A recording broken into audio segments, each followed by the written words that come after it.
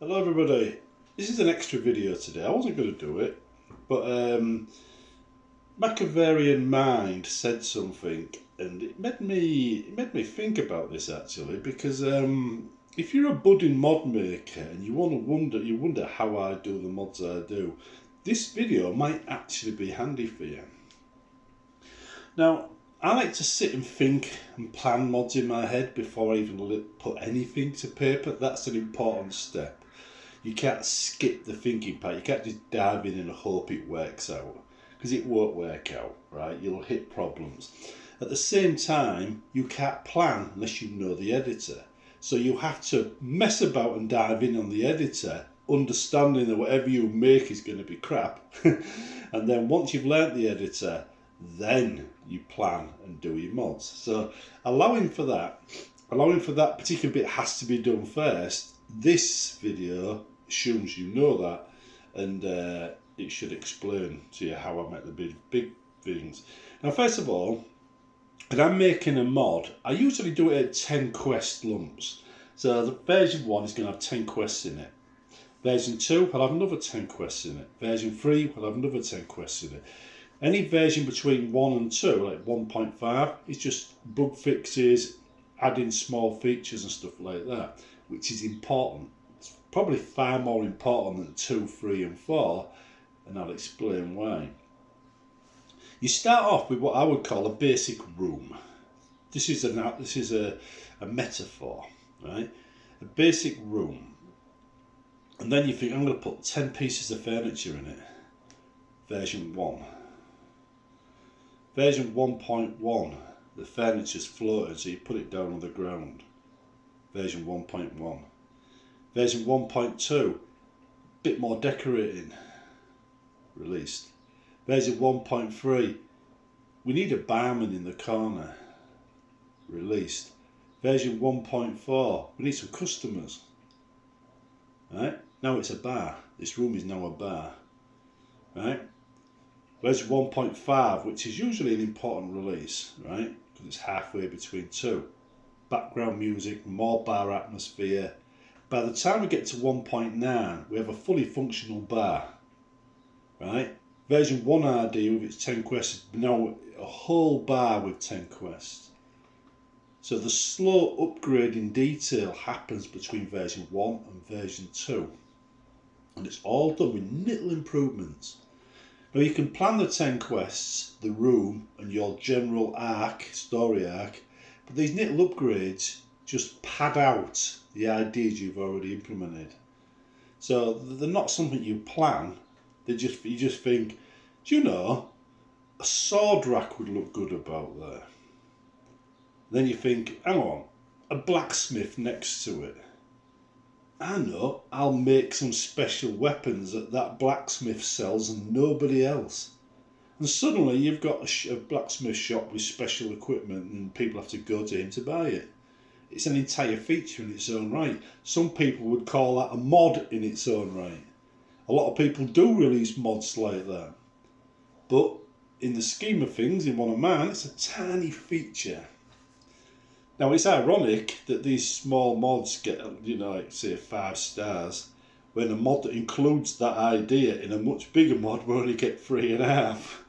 But that's just the way things are. Because the bigger the mod are, the more things in it people might not like, and the lower the score. That's just the way it is.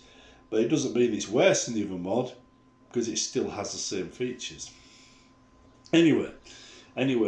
We get to 1.9, we've now got a fully functional bar. And we've got to think of an idea for version 2 for the next 10 quests. Right? So we think, I know, we're going to have guards.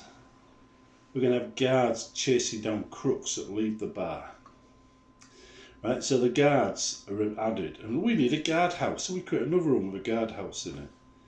Right, and we spend the next 2.1, 2.2, 2.3 improving the guardhouse.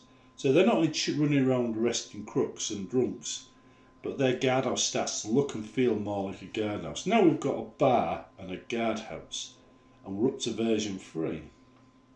We've got 20 quests in it so far.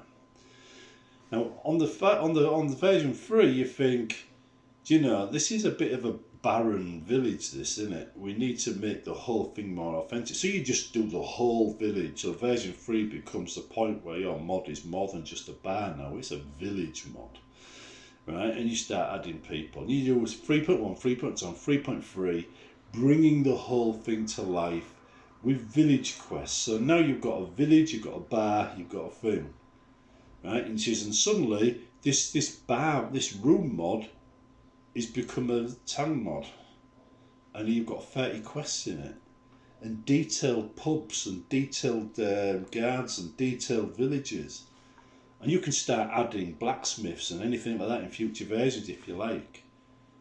But the little detail you add as you go makes it vastly more interesting for the player, and that's how you do it. The 10 quests are just something I arbitrarily make. I'm going to put 10 new quests in this because I know in the next one there'll be another 10 and another 10 and another 10, and that over time adds up to a lot of quests. Right? So if you plan to upgrade the mod from version 1 and add more to it like I do, it just gets better and better and better. Now some players like to think, well, I'll wait for it to be finished before I play it. In my case, it's never going to be finished, so you're never going to play it, because I'm always going to be wanting to add more to my work, because I've always got more ideas. You've just seen an example. I did that off the top of my head, what I've just talked about the bars and the guards. That was just off the top of my head right now as I was talking. Right? So I never run out of ideas. So if you're waiting for a mod to be finished and it's me that's making it, you're waiting a long time. Right? But as a general rule of thumb, version 1 is always the worst version. Version 2, it starts to get interesting, and sometimes there's a bit of a gap between version 2 and version 3. So version 2 is the time to jump in my opinion. So that's where you want to be going in. But anyway, right, looking at the whole package now, if you can see little ways of improving, because remember in a lot of these games, rooms are very barren, but you've got to take into consideration people's computers and the performance of the computers, whether they can even handle too much decoration. Some of these city mods you see people that decorate the cities, they put far too much detail in the cities, so people's computers can't handle it. It's always been a problem, and when you got suddenly people quests using the cities for quests, and it brings in all the quest resources, it pushes a computer over the edge and causes them to crash. So you've got to be careful, right, that you always build your mods so they work good on mainstream, computers. That's something in the middle. I think they'll work poorly on low end and really well on top end, but okay in the middle. That's what you're aiming for. So you're limited by the technology of the day. It's always been the case, always. But as long as you stay within that boundary, you're all right. Now the key to doing that is not to put thousands of individual coins in a room, not to put hundreds of apples everywhere, not to use too many lights, things like that. That will keep the performance up and the resources needed to run the mod down. So the performance will always be good. But if you put massive detail everywhere, it's going to cause the frame rate to just crash out every time someone looks at your detail, and that's the mistake newbies make. Anyway, yeah, think about it in general terms, right? Like I do.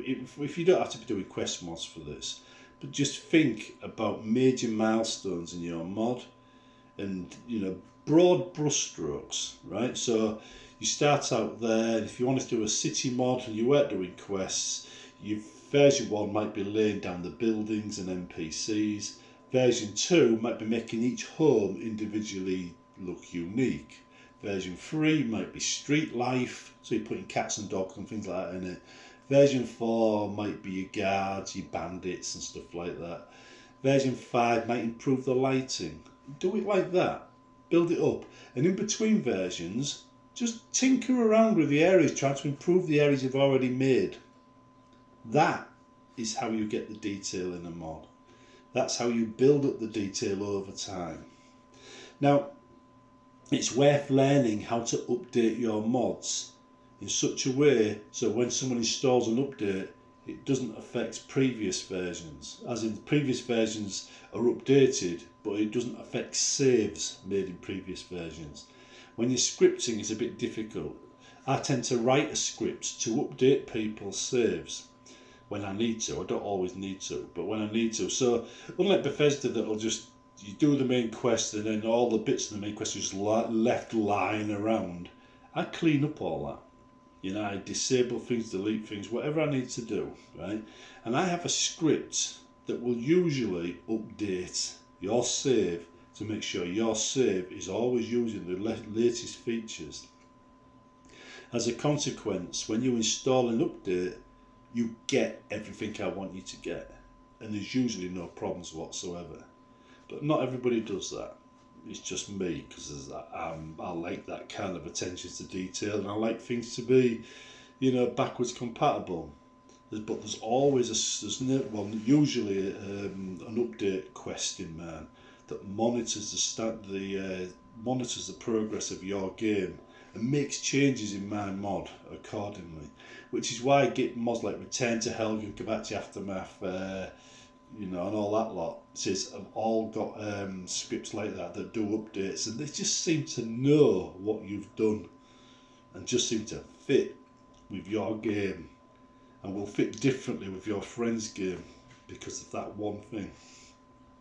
Anyway, hopefully you found this interesting, but that is where you build up a detailed mod over time.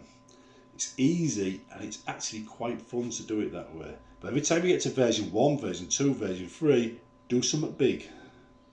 Do something really big for them versions. So when people see version 2 to version 3 difference, they know there's a major difference between those versions.